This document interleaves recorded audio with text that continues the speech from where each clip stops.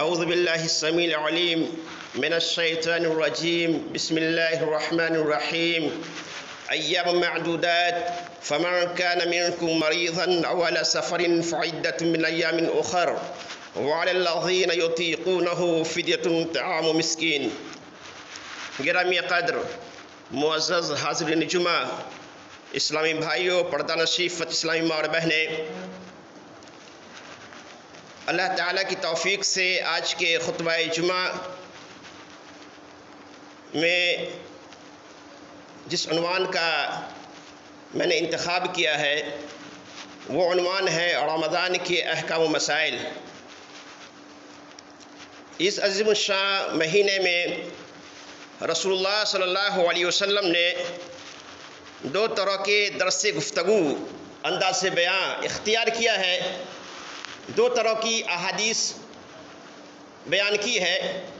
ایک ہے لالچ دینے والی احادیث یعنی فضائل، جس کا ذکر گزشتہ خطبہ جمعہ میں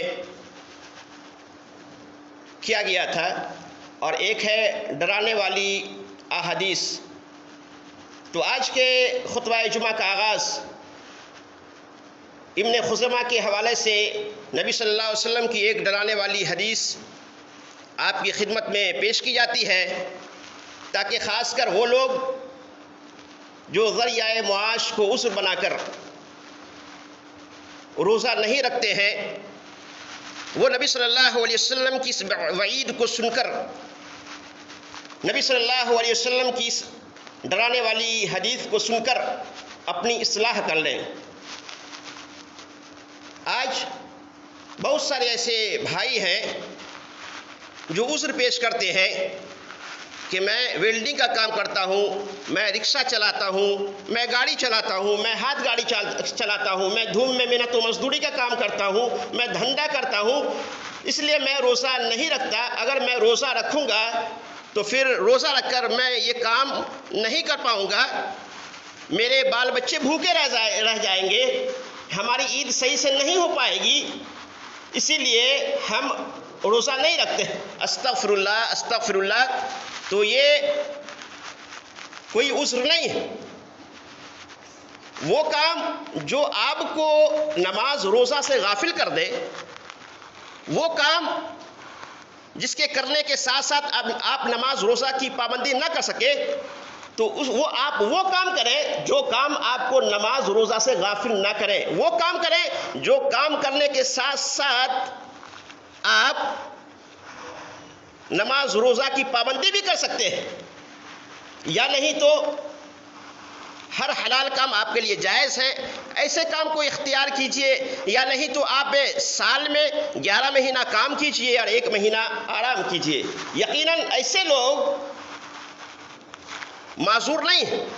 شریعت نے کن لوگوں کو رخصت دی ہے، وہ کون کون سے لوگ ہیں جو روزہ نہیں رکھ سکتے ہیں، اس کی وضاحت انشاءاللہ بعد میں آپ کے سامنے کی جائے گی۔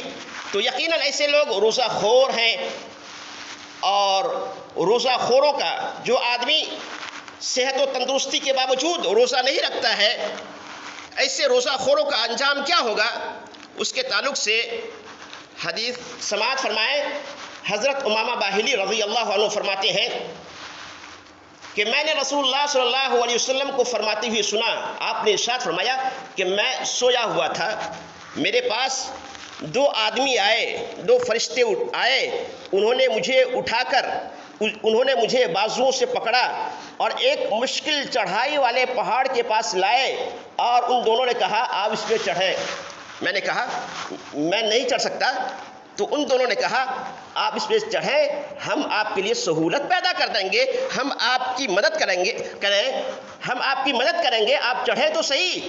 آپ فرماتے ہیں میں چڑھ گیا، یہاں تک کہ میں پہاڑ کی چوٹی، بلندی کو کہا جاتا ہے چوٹی، یہاں تک کہ میں پہاڑ کی بلندی تک پہنچ گیا، جہاں میں نے شدید چیخ و پکار کی آوازیں سنی، رونے کی، چلانے کی، چیخنے اور چلانے کی آوازیں سنی۔ میں نے اپنے ساتھی سے کہا یہ آواز کیسی ہے؟ تو انہوں نے مجھے بتایا کہ یہ جہنمیوں کی چیخ و پکار ہے۔ جہنمی جہنم کی تکلیف کی وجہ سے جو چیختے اور چلاتے ہیں، ان کی چیخنے اور چلانے کی آواز ہے۔ اللہ اکبر۔ اللہ تعالیٰ تمام بھائیوں کو جہنم اور جہنم کے عذاب سے محفوظ رکھے۔ پھر آپ فرماتے ہیں کہ وہ لوگ میرے ساتھ آگے بڑھے، یہاں تک کہ میں نے کچھ لوگوں کو الٹے لٹکے ہوئے دیکھا، یعنی منہ نیچے اور پاؤں اوپر۔ وہ بھائی جو ذریعہ معاش کو عذر بنا کر روزہ نہیں رکھتے ہیں، وہ توجہ دیں، آپ فرماتے ہیں کہ میں نے کچھ لوگوں کو الٹے لٹکے ہوئے دیکھا جن کے منہ کو چیر دیا گیا تھا اور اس سے خون بہ رہا تھا۔ میں نے اپنے ساتھی سے پوچھا یہ کون لوگ ہیں؟ تو مجھ سے کہا گیا کہ یہ وہ لوگ ہیں جو روزہ وقت سے پہلے افطار کر لیا کرتے تھے۔ اللہ کے نبی صلی اللہ علیہ وسلم کو یہ منظر کیوں دکھایا گیا؟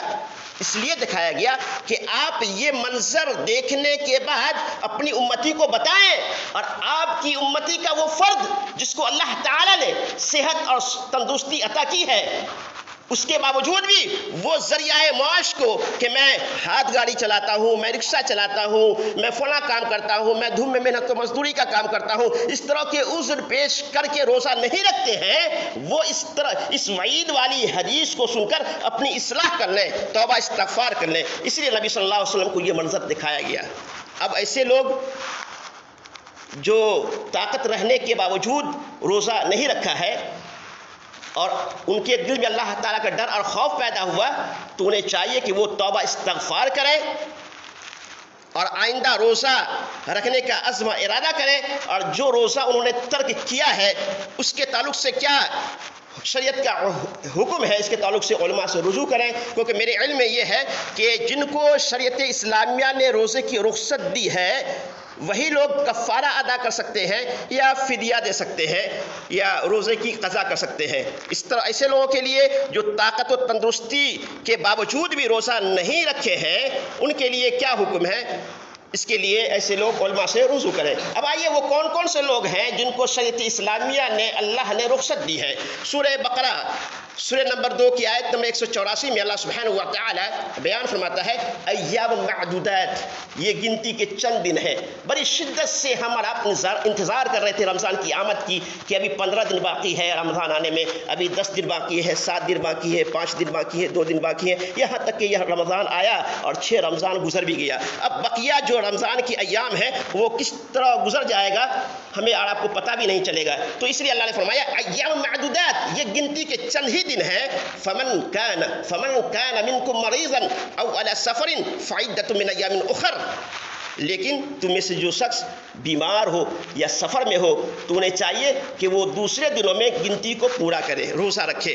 کوئی آدمی بیمار ہے تو انہیں اللہ تعالیٰ نے رخصت دیا ہے، لیکن بعض ایسے لوگ رہتے ہیں تقوی والے کہ بیمار ہے، بیٹا کہہ رہا ہے، بہو کہہ رہی ہے، گھر کے لوگ کہہ رہے ہیں کہ ابو آپ روزہ نہ رکھیں، ڈاکٹر نے آپ کو منع کیا ہے، آپ کی صحت اچھی نہیں ہے، لیکن وہ کہتا ہے نہیں اللہ مالک ہے، نہ معلوم آئندہ رمضان مجھے ملے گا یا نہیں ملے گا، اللہ انشاءاللہ کچھ نہیں ہوگا۔ تو یہ ایسا کہنا غلط ہے۔ جس اللہ تعالیٰ کی آپ نافرمانی کر رہے ہیں اور اللہ کے حوالے سے کہتے ہیں کہ اللہ نے چاہا تو کچھ نہیں ہوگا، تو ایسا کرنا غلط ہے۔ اللہ نے آپ کو رخصت دیا ہے تو اس رخصت سے فائدہ اٹھائیے۔ اگر آپ نے روزہ رکھا اور روزے رکھنے کی حالت میں آپ کی صحت خراب ہوئی تو اس کے ذمہ دار آپ ہوں گے، آپ گنہگار بھی ہو سکتے ہیں۔ اس لیے کوئی ایسا مریض ہے کہ اس مرض میں وہ روزہ نہیں رکھ سکتا ہے، روزہ رکھنا صحت کے لیے ہانیکارک یا نقصان دہ ہے، تو انہیں چاہیے کہ وہ روزہ نہ رکھے، بعد میں روزے کا کفارہ ادا کرے یا وہ فدیہ دے۔ اسی طرح مسافر کو بھی اللہ تعالیٰ نے رخصت دیا ہے۔ حالت سفر میں آدمی روزہ رکھ بھی سکتا ہے اور ترک بھی کر سکتا ہے، جیسا کہ حدیث میں ہے، صحیح بخاری کی حدیث میں ہے کہ حضرت حمزہ بن عمر اسلمی رضی اللہ عنہ نے اللہ کے نبی صلی اللہ علیہ وسلم نے پوچھا کیا میں سفر میں روزہ رکھوں؟ تو آپ نے فرمایا چاہو تو روزہ رکھو، چاہو تو نہ رکھو۔ تو مطلب یہ کہ سفر میں آدمی اگر سہولیات دستیاب ہے تو وہ روزہ رکھ سکتا ہے یا چھوڑ بھی سکتا ہے۔ تو اس آیت میں صرف بیمار اور مسافر کو رخصت دی گئی ہے، لیکن حدیث میں 6 ایسے افراد ہیں جن کو روزے کی رخصت دی گئی ہے۔ وہ 6 افراد کون کون ہیں؟ سماعت فرمائیں۔ نمبر 1 بیمار، نمبر 2 مسافر، نمبر 3 حاملہ، نمبر 4 مرضعہ، نمبر 5 حائضہ، نمبر 6 نفساء۔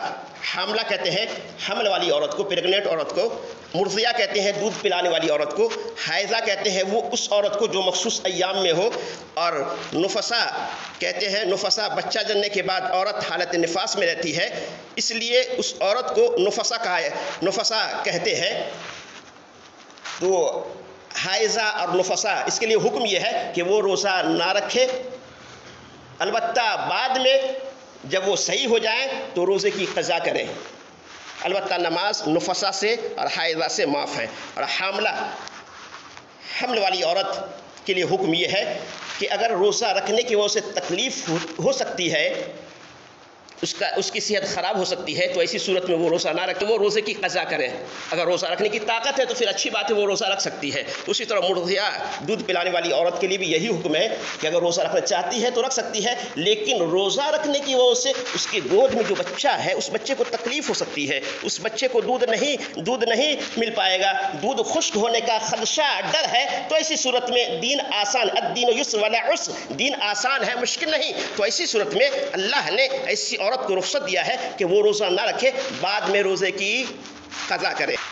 اس کے بعد اللہ تعالیٰ نے فرمایا وَعَلَى الَّذِينَ يُطِيقُونَهُ فِدْيَةٌ طَعَامُ مِسْكِينٍ، اور اس کی طاقت رکھنے والا، اس کی طاقت، روزہ رکھنے کی طاقت رکھنے والا فدیہ میں ایک مسکین کو کھانا کھلا دے۔ یہ ابتدائی اسلام کی بات ہے۔ ابتدائی اسلام میں طاقت رکھنے والوں کو بھی رخصت دی گئی تھی کہ اگر وہ روزہ نہیں رکھ سکتا ہے تو فدیہ میں ایک مسکین کو کھانا دے دیا کرے، لیکن بعد میں اللہ تعالیٰ نے فمن شہد منکم الشہر فلیصمہ، جس کا ترجمہ ہے کہ جو آدمی رمضان کو پائے اس کو چاہیے کہ وہ روزہ رکھے۔ تو اس کے ذریعے سے اب یہ حکم منسوخ ہو گیا، ہر صاحب طاقت پر اللہ تعالیٰ نے روزہ فرض کر دیا ہے۔ جو آدمی زیادہ بڑھاپے یا ایسی بیماری کی وجہ سے جس سے شفا یابی کی امید نہ ہو، سمجھ میں آ رہی ہے نا بات؟ جو آدمی زیادہ بڑھاپے یا ایسی بیماری کی وجہ سے جس سے شفا یابی کی امید نہ ہو اور روزہ رکھنے میں مشقت محسوس کرے، تو وہ ایک مسکین کا کھانا بطور فدیہ دے دے۔ ایک روزے کا فدیہ ہے آدھا سا یا 1.25 کلو اناج، تو 30 روزے کا فدیہ جتنا ہوگا حساب لگا کر ایک مرتبہ دینا بھی درست ہے، جیسا کہ دارقطنی میں ہے، حضرت انس رضی اللہ عنہ کے تعلق سے آتا ہے کہ 1 سال حضرت انس رضی اللہ عنہ کمزوری کی وجہ سے روزہ نہیں رکھ سکے، تو انہوں نے گوشت روٹی تیار کیا اور 30 مسکین کو بلا کر پیٹ بھر کے انہیں کھلا دیا۔ تو اس طرح کرنا بھی درست ہے۔ روزے کے ارکان 2 ہیں، روزے کے ارکان 2 ہیں۔ پہلا رکن ہے نیت کرنا۔ روزے کی نیت کرنا یہ کیا ہے؟ واجب ہے، لیکن فرض روزے کی نیت کا وقت اور نفل روزے کی نیت کا وقت الگ الگ ہے۔ نفل روزے کی نیت کا وقت کیا ہے انشاءاللہ شوال کی ابتدا میں بتایا جائے گا، لیکن فرض روزے جو ہم رمضان کا روزہ ہے یہ فرض روزہ ہے، فرض روزے کی نیت کا وقت کب ہے؟ آئیے حدیث کی روشنی میں سماعت فرماتے ہیں۔ اللہ کے نبی صلی اللہ علیہ وسلم بیان فرماتے ہیں من لم یجمع الصیام قبل الفجر فلا صیام لہ، جس نے فجر سے پہلے روزے کی نیت نہ کی اس کا روزہ نہیں۔ یاد رہے نیت دل کے ارادے کا نام ہے، دل میں ارادہ کیجئے کہ میں اللہ تعالیٰ کی رضا کے لیے روزہ رکھ رہا ہوں، یا کسی بھی طرح دل میں نیت کیجئے، ارادہ کیجئے تو نیت ہو جائے گی۔ زبان سے الفاظ کے ساتھ نیت کرنا یہ کتاب و سنت کے خلاف ہے، اور سحری کرنا بھی نیت کے قائم مقام ہو سکتا ہے۔ البتہ بغیر نیت کیے اور بغیر سحری کھائے بھی روزہ ہو سکتا ہے، جیسے آپ سو گئے اور آنکھ آپ کی ایسے وقت میں کھلی کہ فجر کی اذان ہو چکی ہے،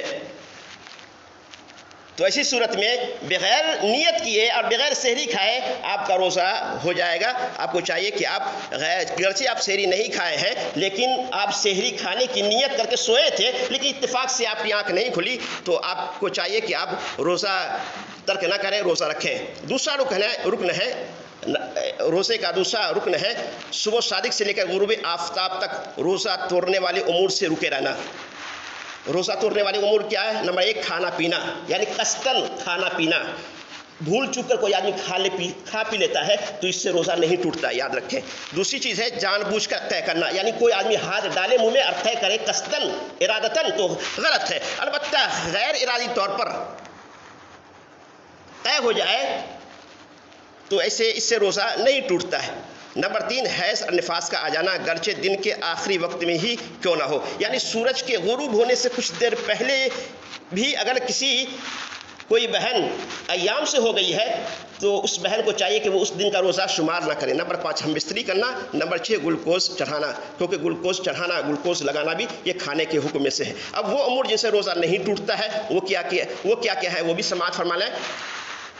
نمبر 1، انجیکشن لگوانا، بشرطے کہ وہ خوراک کے طور پر نہ ہو، طاقت کے طور پر نہ ہو۔ نمبر 2، احتلام ہونا۔ نمبر 3، حالت جنابت میں سحری کھانا یا نیت کرنا۔ نہیں سمجھ میں آئی بات؟ یعنی ابھی لگ بھگ 5:15 بجے صبح صادق کا وقت ہوتا ہے، فجر کی اذان ہوتی ہے، اتفاق سے آپ کی آنکھ 5 بجے کھلی اور آپ جنبی ہے، ناپاک ہے، کسی وجہ سے آپ ناپاک ہو گئے ہیں، تو اب اتنا وقت نہیں ہے کہ آپ غسل بھی کر لیں اور سحری بھی کھائیں۔ اگر آپ غسل کرتے ہیں تو صبح صادق کا وقت ہو جائے گا، فجر کی اذان ہو جائے گی، آپ سحری نہیں کھا پائیں گے۔ تو ایسی صورت میں حکم یہ ہے کہ آپ پہلے سحری کھائیں اور بعد میں سحری کھانے کے بعد آپ غسل کریں، پھر نماز فجر ادا کریں۔ البتہ اگر وقت ہے آپ غسل بھی کر سکتے ہیں اور سحری بھی کھا سکتے ہیں۔ لگ بھگ آپ 4:15 بجے اٹھے ہیں، وقت ہے تو آپ غسل کریں، پھر اس کے بعد سحری کھائیں۔ لیکن وقت کم ہے، دونوں میں سے کوئی ایک ہی کام کر سکتے ہیں، تو ایسی صورت میں آپ کے لیے ضروری ہے کہ آپ پہلے سحری کھائیں، کیونکہ اللہ کے نبی صلی اللہ علیہ وسلم سے ایسا ثابت ہے۔ مائی عائشہ رضی اللہ عنہا بیان فرماتی ہے کہ رسول اللہ صلی اللہ علیہ وسلم جماع کے سبب حالت جنابت میں صبح کرتے اور غسل کیے بغیر روزہ رکھتے، یعنی غسل کیے بغیر، پاکی حاصل کیے بغیر آپ سحری کھاتے۔ البتہ حالت جنابت میں نبی صلی اللہ علیہ وسلم کبھی کھانے کا یا سونے کا ارادہ فرماتے تو وضو کر لیتے۔ تو آپ کے لیے حکم یہ ہے کہ اگر آپ ناپاکی کی حالت میں کھانا چاہتے ہیں تو آپ کھانا کھانے سے پہلے، سحری کھانے سے پہلے وضو کر لیں۔